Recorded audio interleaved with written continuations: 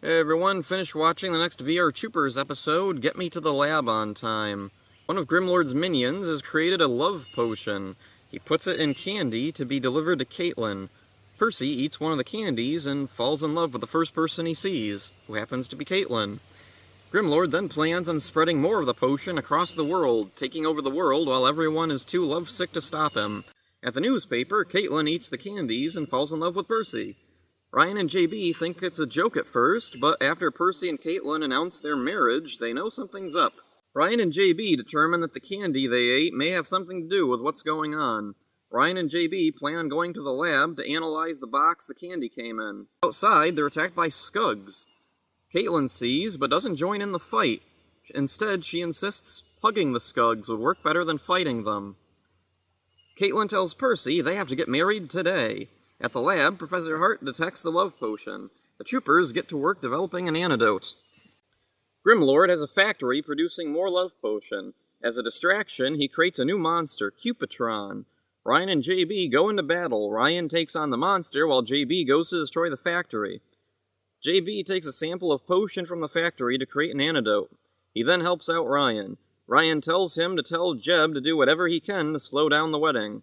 Ryan defeats Cupitron and goes to JB with the antidote. At the newspaper, Jeb tries to cause a distraction, but it's not working. Ryan and JB make it just in time to drink glasses with the antidote. The antidote works and they come to their senses. This is a pretty goofy episode with a sitcom plot. There's some fun, silly stuff going on, though it doesn't go as far as even some past VR Troopers episodes have gone. The mayor makes an appearance, his first in over 50 episodes, I think. The Cupitron monster has a unique look, and it and Ryan exchange love song puns with each other. It's fun, I guess. Caitlin is kept out of the action plot in a clever way, and JB is utilized well. Ryan is a fighter, JB is the brains. It makes sense that Ryan takes care of the bad guys while JB works at the lab. I expected more hijinks from Jeb at the wedding, but it doesn't amount to much. Since the mayor is there, I expected to have Jeb knock his wife over, like in the old episodes. I don't think the mayor's wife actually makes an appearance, though. So yeah, this time around, pretty average episode, boosted by some silly comedy. It's not a super deep episode. Pretty average, but it's funny. It's a slightly goofier than average episode, so that's it for this one. Hope you enjoyed it. See ya. Hey everyone, finished watching the next VR Troopers episode, Grimlord's Big Breakout. Some of Grimlord's minions are assisting in a prison breakout. As Carl Zichter, he explains to the escaped prisoner, Nutty Nichols, that he plans on using his evil brain. Caitlin is sent to cover the story. JB goes along with her. Percy follows, wanting to cover the story himself. Percy gets mistaken for another escaped prisoner and gets arrested. Caitlin and JB are attacked by Skugs while driving. They contact Ryan, and he goes to the lab. Professor Hart shows Ryan a bus he's detected strange vibrations from. Ryan goes to the bus and is immediately attacked by Skugs and Air Striker. Alright, okay then. A new monster, Jailbot, teleports the bus away. Nutty Nichols is taken to a secret lab. A device is strapped to his head and he becomes a mutant. He rampages through the city and breaks into the newspaper building. He demands to see Caitlin. Woody tries to keep him calm, but he begins to tear the place apart. Caitlin and JB go to deal with Nutty, while Ryan goes to deal with Jailbot. Caitlin and JB distract Nutty with a bag of peanuts and lead him out of the building. Ryan, meanwhile, summons Troopertron to deal with a big tank thing that just kind of shows up out of nowhere. After that, he defeats Jailbot. Caitlin and JB lead Nutty to the lab and turn him back to normal. A day later, Caitlin is interviewing Nutty Nichols. He claims to have been reformed, like all the evil has left his mind. The troopers then happen along Percy, who tells them he's doing research for his own story, no longer about Nutty, but his own experience in prison. This is a pretty weird episode. This episode features the return of a recurring Skug disguised as a human, Strickland. I like him. I kind of wonder why they didn't keep him around as one of the regular villains. Another returning villain is Air Striker. He pops up in the most unexpected moments. The prison breakout is suitably simple and childish. I'm surprised they didn't show Nichols escaping through a tunnel. Nutty Nichols is a unique character. We don't see many truly human villains. The nature of his crimes are left ambiguous, but he appears to have been a gangster, possibly. The big tank thing that shows up and attacks Ryan comes right out of nowhere. What is this thing? Who's piloting it? Is it alive? Why was this here at all? Couldn't Nutty Nichols have been the one piloting it? It would give some more connection to the plots. Percy's story is pretty silly, but it works. I watched the Scheider counterpart of this episode and found some interesting stuff. Airstriker wasn't the one shooting at the hero. He wasn't even from an existing show yet. In the original, one of the Skugs fires a gun at Scheider. In VR Troopers, they replaced the gun-firing Skug with Airstriker shooting from the air. So that's a pretty clever usage of the footage available. Percy accidentally ending up in prison may have actually been inspired by a scene in Scheider where Scheider's partner Annie is locked in a cell by the bad guys who mistake her for a normal person. In all the episodes I've seen of Scheider, Annie seems to be the real hero. A pretty decent episode. They had fun this time, embracing the sillier elements of VR Troopers. So that's it for this one. Hope you enjoyed it. See ya.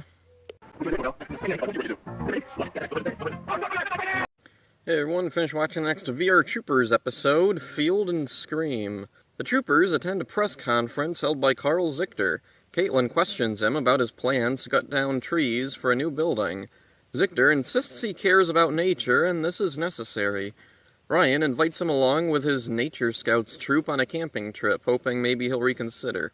Caitlin offers to document the trip and do a story for the newspaper. Zichter accepts and abruptly leaves. Zichter goes into virtual reality and orders Despara to make sure the camping trip can't happen. At the dojo, the troopers are going through their camping equipment. Skugs attack, but are easily repelled. The troopers wonder what this implies. Grimlord calls General Ivar and tells him that nighttime is in charge while he's away. Zichter arrives at the forest to join the camping trip. They hike through the woods and set up camp. Zichter reluctantly joins the troop around the campfire roasting marshmallows. Nighttime appears in the city, and Professor Hart contacts the troopers. JB goes to deal with him. Zichter, meanwhile, falls in a lake and gets fed up with camping. He calls General Ivar and tells him to send 2 robots out, Bazooka Bot and Ravage Bot. JB calls Ryan and Caitlin for help. Caitlin goes, Ryan stays to watch the kids. Eventually, Professor Hart contacts Ryan and tells him Ravage Bot is attacking, and Caitlin and JB are too busy fighting Bazooka Bot. Ryan asks Zichter to watch the kids and goes to fight Ravage Bot, though before he goes, he tells Jeb to keep an eye on Zichter. Ryan defeats Ravage Bot and JB defeats Bazooka Bot. At the campsite, Zichter gets stung by bees. A few days later, Zichter comes to the newspaper to look over the pictures Caitlin took. He's embarrassed by the pictures and tells them he won't build anything in the forest. This episode is convoluted. Nighttime doesn't do anything. It's cool to see him again, but this is easily one of the most inconsequential appearances of any villain in the show. It's never explained what he's doing. If VR Troopers was a more serialized show, I'd assume he was setting something up for the future, but if that is the case, it'd be one of the only instances of the show doing that. The civilian plot is unique and involving Carl Zichter. It's cool to see him outside his office. I don't understand how exactly anything is intended to work, though. He goes camping and he hates it, but because Caitlin's pictures of him were embarrassing, he decides against building anything in the forest. Alright, I think I kinda get what they were going for here, but it doesn't really make any sense. What does he care if the pictures are embarrassing? And there's even a line in the show where he says, "This is supposed to make me like the forest." Like, yeah. Like, he had a horrible time in the forest. Why wouldn't he want to, like, just tear it all down now?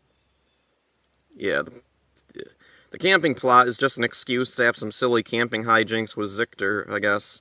Despite the logical issues, this is a pretty fun one. Nothing really groundbreaking, but it's an okay episode, and, like, it is really cool to see Carl Zichter involved with the main characters like this. Very rarely will we see him ever outside of his office. So, not a whole lot to say. That's it for this one. Hope you enjoyed it. See ya. Hey everyone, finished watching the next episode of VR Troopers, the duplitron dilemma. The troopers are flying a remote control helicopter in the park. Zichter, meanwhile, is shown a new device, the duplitron, a little computer that can create whatever is typed into it. Strickland, Grimlord's scientist Skug, is sent off to make more. The troopers recognize him from one of their past encounters. He drops a paper, and the troopers go to check it out. Skuggs try to keep it away from them, but the troopers get it along with the duplitron. Strickland runs away, and Grimlord demands he retrieve it. JB tries to activate the device and accidentally discovers its use. They leave it alone with Jeb, who uses it to make dog bones. Percy takes it, thinking it's just a laptop. The troopers run outside to find him, but it turns out Percy never left, and he quickly discovers what it does too. The troopers research what they know about the duplitron at the lab and find out Grimlord has a factory somewhere producing more. Ryan goes to stop them, while JB and Caitlin try to find Percy. They find Percy in a limousine with girls. Doommaster sees them and chases Percy's limo. JB and Caitlin transform to get the duplitron back first. Doommaster zaps Percy and takes the duplitron. JB shoots it out of his hands, destroying it. Doommaster just laughs, taunting them. One down, 100 to go. The troopers converge on the factory. Ryan uses the drill tank to take it out. A monster, Duplitronic, escapes. Ryan confronts him, but the Duplitronic creates a duplicate of Ryan. Eventually, Ryan defeats the monster and the duplicate. Once Duplitronic is destroyed, everything it created disappears. Grimlord then gives up on his latest plan because he's feeling nostalgic, I guess. This is a fun one. The duplitron is a unique and interesting device and allows for some funny visuals and a creative battle for Ryan. The resolution is straight from Grimlord's old attitude. I was beaten once, might as well give up. There really isn't anything stopping him from creating more duplitrons in secret. All he has to do is make sure Strickland keeps his car windows rolled up so he won't be spotted or drop papers. Percy gets some funny stuff to do this time. It's cartoonish, but it fits his personality. I've noticed Jeb is getting less and less to do. He rarely accompanies the troopers anymore and only seems to pop up for a quick gag here and there. Doommaster is featured a little, and there's only a few more episodes left.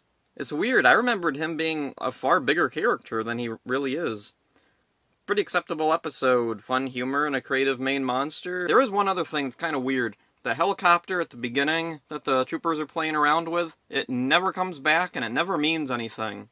It's just a thing that they were doing to fill time. It's one of those type of openings like they would do in the first season, where the troopers are out doing something that doesn't really connect to the main plot at all. It's just something to show them doing something normal. But this situation, it leads right into the main plot.